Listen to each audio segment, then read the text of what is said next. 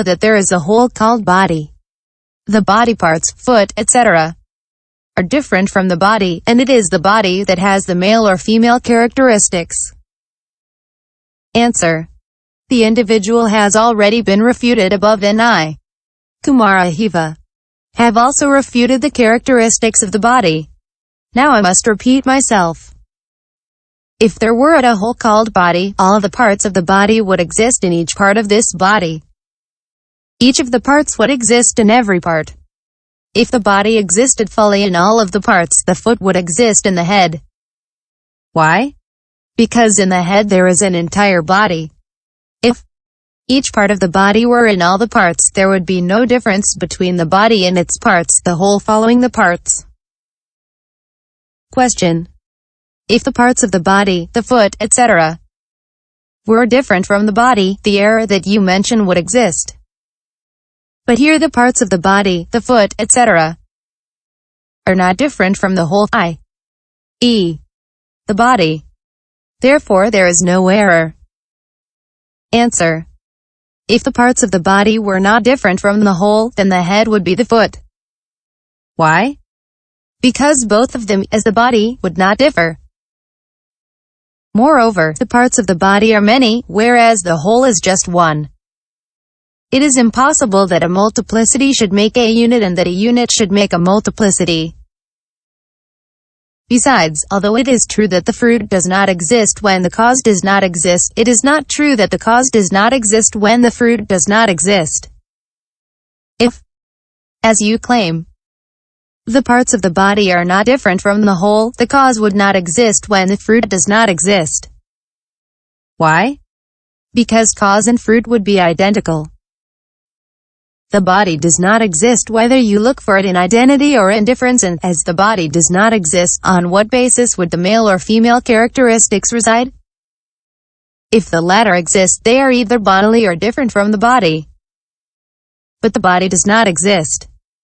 If they occur in some dharma other than the body, since this other dharma is non-material, there would be no difference between male and female.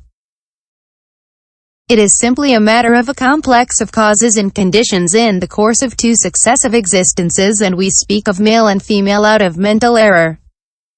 Thus it is said, lower you head or raise it up. Bend or stretch.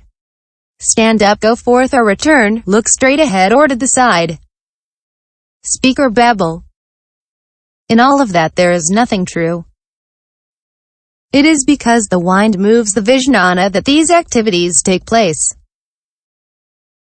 But this Vijnana is of temporary nature, and it exists no longer from one moment to the next moment. The distinction between male and female comes from my mind.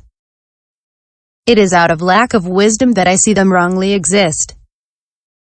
Structures of bones tied one to another, without skin or flesh. Impulses in movement like a mannequin. No reality on the inside, outwardly called a man. Like a foreign coin thrown into the water or a jungle fire devouring a bamboo forest, sounds issue forth out of it, as a result of a complex of causes and conditions. For other similar characteristics, see above. This is the gate of signlessness. C. Apranahitasamadi. There is wishlessness when, having knowledge of the non-existence of characteristics, there is no longer any reaction. This is the gate of wishlessness. 2. Nature of the three concentrations. Question. But it is by means of wisdom that these three things contemplate sunyata, animate and apranahita respectively. If these are wisdoms, why call them concentrations? Answer. If these three kinds of wisdoms were not in meditative stabilization, they would be wild wisdoms. Many people would fall into pernicious doubts and do nothing further. But when these wisdoms are in concentration, they are able to destroy all the defilements and find the true nature of dharmas. Furthermore, they are dharmas of the path, different from the world and in opposition to the world. The saints who are in these meditative stabilizations find the true nature and preach it. And this is not the language of a wild mind.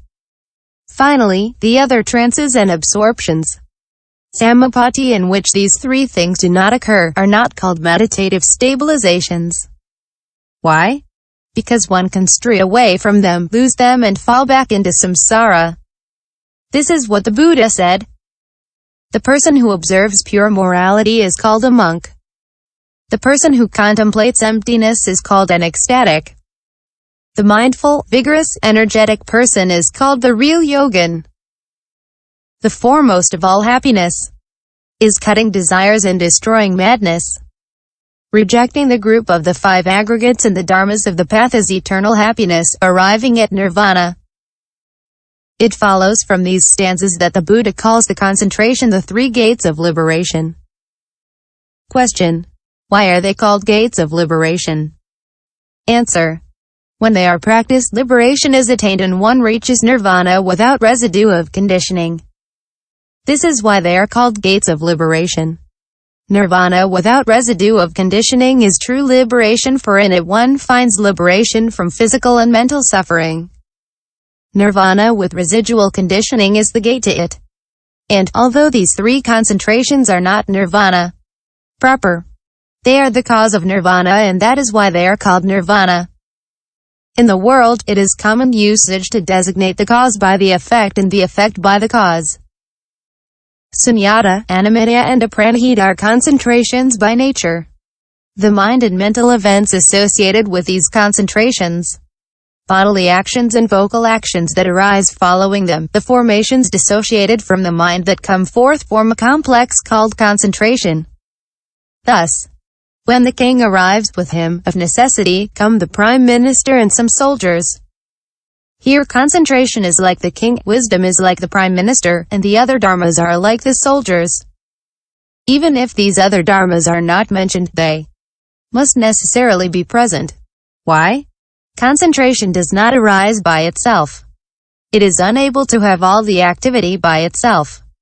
The other dharmas arise along with it, endure with it, perish with it, and collaborate with it in realizing the good. 3. Aspects of the three concentrations.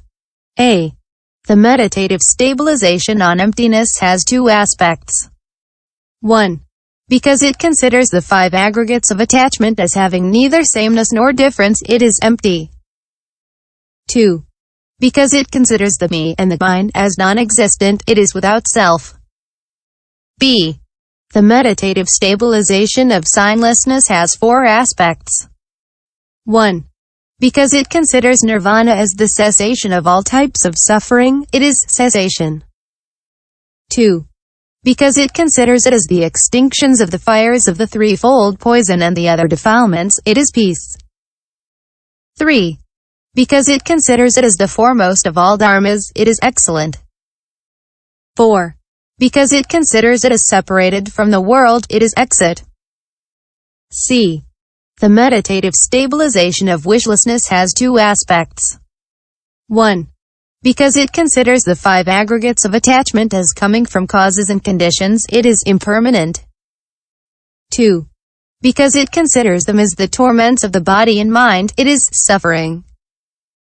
Next, insofar as it considers the causes of the five skandhas of attachment, it has four more aspects.